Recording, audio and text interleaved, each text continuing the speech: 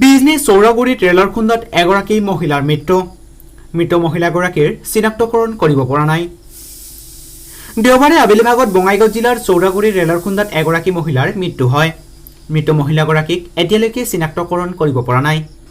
যদি কোনো ব্যক্তিয়ে এই মহিলাগৰাকীৰ আত্মীয় তথা কোনো চিনাকি ওলাই ততালিকে বিজনী জিআৰপিএফৰ লগত যোগাযোগ কৰিবলৈ বিজনী জিআৰপিএফে অনুৰোধ জনায়।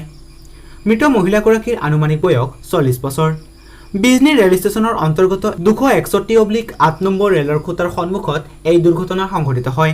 পিছত বিজনী জিআৰপিএফ ঘটনাস্থলীত উপস্থিত হৈ মৃতদেহ উদ্ধাৰ কৰি মৰণোত্তৰ পৰীক্ষাৰ বাবে প্ৰেৰণ কৰে। News desk Bijni news 24। ঘটনাটো হ'ল ৰেলৱে কিলোমিটাৰ 264/78 তাৰে মাজতে হৈছে, এইটোৰ মাজতে হৈছে। আজি আমি 2টামান বজাত এখন মেমো পাওঁ ৰেলৱেৰ পৰা।